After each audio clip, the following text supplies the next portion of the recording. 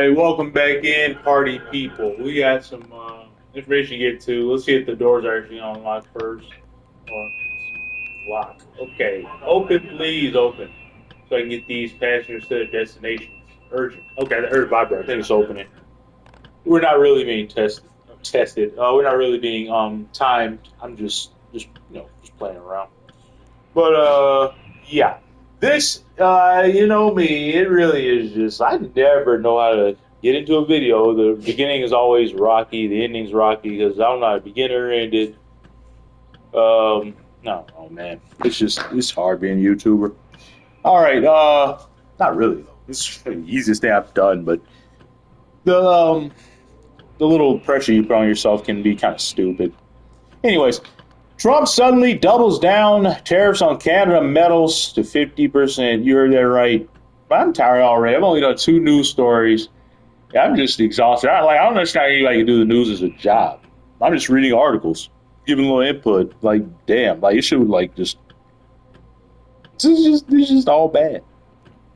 U.S. President Donald Trump retaliated against Canada over tariff on American electricity imports and said he would put an additional 25% tariff on steel and aluminum, taking it up to 50% as a result. In a post on Truth Social, Trump said he had instructed Secretary of Commerce, he instructed Howard Lutnick to implement the new steel and aluminum tariffs on Canada effective March 12th. That's tomorrow. Why it matters. The tariffs are part of an escalating trade war between U.S. and Canada, why would you do a trade war with your number 1 trade partner? Or is it 2? It's 1 or 2. Canada, Mexico, and China are the big 3. I'm just dumbfounded. Like, I've heard theories that he's just like doing this to game the market, make the markets crash, trillions of dollars in valuation or whatever lost, and like his people can come in and sop it up for pennies on the dollar. I mean, I can see that, but it can't keep working. Like, it would eventually, the jig would be up, you would think. I don't think it's what they're doing. I think these guys are just really incompetent. And I say it all the time. He's not a bright guy. I don't know how to get through to people. All right, the terrorist part of escalating terror between Canada and Mexico. The president started the latest conflict over what his administration perceived as lack of sufficient action to stop the flow of illicit drugs such as fentanyl across America's borders and fueling an opioid epidemic that has cost thousands of lives through overdoses. Here's the thing about that.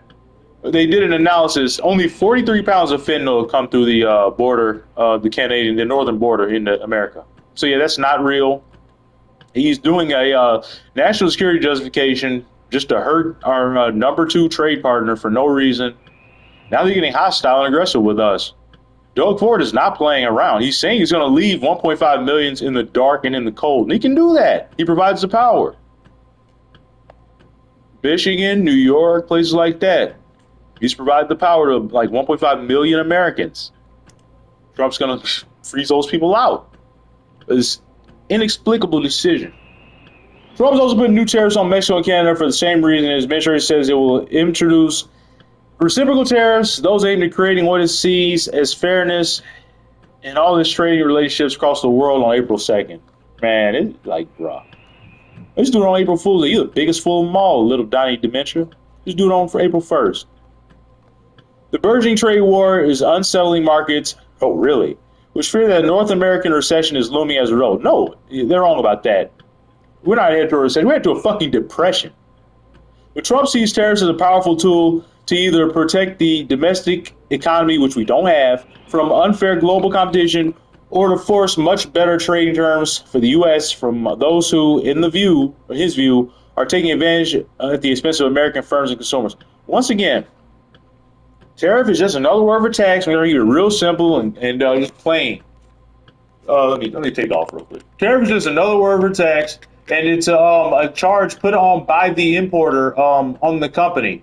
The importer. We're importing all these products from Canada, right? Canada and Mexico. They put that on the company, and the company's not going to pay that tariff or that tax. You know who is? We are. But they're going to do that by raising the prices of these goods. And it's foolish what Trump is doing, because tariffs are not stupid in a targeted way, but he's doing the sledgehammer approach because, of course, and in order for tariffs to make sense, you need domestic manufacturing to fucking control it. Battery's dying. I'm not gonna get this shit out. I don't want to die because my voice will get cut off. But you need domestic manufacturing to replace the what will be lost with the foreign imports aren't coming in. Okay, I think I explained that pretty clearly. You can't understand that, then you're never going to understand tariffs. But yeah, that's why it's a really stupid idea. You're just making products more expensive on us for no reason. That means people are going to have less spending power. That's what leads to a fucking depression. And we're going to get that because he fucking is laying off all these federal workers. Like, they're a massive part of some cities' economies, especially like Kansas City. Like, we had this. I'll leave a link in the description how many federal workers make up Kansas City's workforce. It's like an inordinate amount. And it's not just Kansas City at all. Like, it's all these southern states that don't contribute shit. The welfare queens, they're gonna get fucked too. The real welfare queens, red states. They produce nothing. They don't fucking. Well, actually, you can produce crops. Who's gonna fucking move it?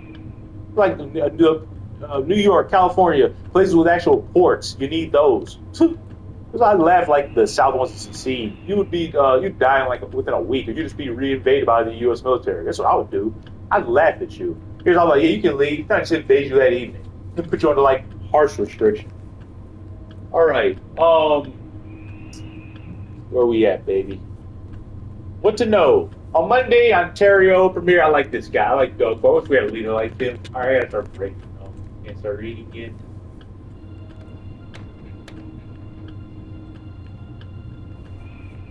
Break. Let's see if we can get this paragraph out. On Monday, Ontario Premier Doug Ford announced the 25% surcharge on electricity sales. That's what I'm talking about. Michigan, Minnesota, New York, as I just said. In response to Trump's new tariffs on Canada's goods. People are going to lose their power now. And your president did it to you. I get it. I would do it too if I was Doug. We got to worry about his people. Ford estimated that his new surcharge will cost families and businesses in the states up to $400,000 each day. Wow. According to Narwhal, a non-profit Canadian media outlet, Ontario sells about $700 million in electricity in the United States each year, provides power for 1.5 million. Is what I said. And it's more than 1.5 million people, 1.5 million homes. In a True Social post, Trump told Canada to immediately drop their anti-American farmer tariff of 250%, 390% on various U.S. dairy products, which has long been considered outrageous. I bet it's not even happening. The president said he would declare national emergency on electricity in the area affected by the Canada tariff, describing it as an abusive threat. Oh, motherfucker, little bitch. He said more tariffs will come for Canada unless they drop their own against Canada. So we're literally just doing a trade war now, and those don't end well for anybody. Especially not the state with hardly any domestic manufacturing. Well, we all got to Norway as Americans. Is there any other way we can learn out? All right. If other egregious, long-time tariffs are not likewise dropped by Canada, I will substantially increase on April 2nd the tariffs on cars coming into the U.S., which will essentially permanently shut down the automobile manufacturing business in Canada. Those cars can easily be made in the USA, but they won't be. We don't have that. Like, this guy is just like it's like this baby brain way of thinking. Trump said the U.S. will subsidize Canada to the tune of $200 billion a year. So the only thing that made sense was for it to become America's cherished 51st state. Here we go. It's a suggestion he has made several times in recent months to both the amusement and frustration of Canadians. I don't think many are amused. The artificial line separation drawn many years ago will finally disappear. We'll have the safest and most beautiful nation anywhere in the world. So that's funny to me. Ironic, too. So you're telling me the northern border is an artificial line, but the southern one isn't? Yeah, make that make sense, motherfucker. Make that make sense. Ontario Premier Doug Ford told reporters on Monday we'll apply maximum pressure to maximize our leverage. Let me be clear. I will not hesitate to increase this charge if necessary. If the United States escalates, I will not hesitate to shut down the electricity off completely. That's what I'm talking about. This guy ain't fucking around. Until I look on his face when he speaks. This guy ain't playing. Believe me when I say I do not want this. I feel terrible for the American people because it's not the American people who started this trade war. It's on one person, that's President Trump. Gerard Lyons, chief economic strategist at NetWealth, said of the recent market turmoil, when Trump was elected, it is clear that his economic policies contain the good, the bad, and the uncertain. I haven't seen any good. The markets initially focused on the good in terms of his tax and regulatory changes for the U.S. economy. He hasn't done any of that. Now the U.S. And now the focus is on the bad, namely tariffs. He has done that. The uncertainty around the execution of these adds to the uncertainty. Tariffs can have a triple whammy, adding to worries about inflation, growth, and denting confidence. That's what I'm talking about. Like, why we give this guy the benefit of the doubt? He's trying. He's talking about regulatory policy and taxes. He hasn't done any of that. This lazy asshole hasn't done shit. I don't give him credit for any of that goddamn shit. He hasn't done anything. Just dumb, foolish crap like this. Just sitting on his fat ass. His fat orange ass. The latest tariff hike on Canadian steel and aluminum starts March 12th. You already mentioned that. Canada's forward has said he would respond again to any escalation, so watch this space. Then coming April 2nd, we have the big one, America's reciprocal tariffs all around the world. There you go. That's what's going to start the worldwide depression. And there's a comment on this in the comment section where a person lays it out pretty plainly. The Smoot-Hawley Act increased tariffs on foreign imports to the U.S. by about 20%. Over 25 countries responded by increasing their own tariffs on American goods. Reciprocal, responding in kind. That's what that word means. Global trades plummeted, contributing to the ill effects of the Great Depression. Welcome to the 1930s, although Donald Dementia Hoover. He was close. Just call him Donnie Dementia like me. Donnie Dementia Hoover. But yeah, there you go. You're fucked, America. You fucked yourself, though. That's the funny part. Put a quarter in your ass because you played yourself. I'm gonna put a dildo in your ass because you fucked yourself. And because I'm glad I didn't vote for that. I still got my soul. I still got my intelligence. And when I die, we're all gonna die one day. And when I die and face the man upstairs at the gates of St. Peter, you know, y'all think you'd be proud of me. You'd be like, man, son, you made some great votes. All right, guys, that's it. Remember, your votes have consequences.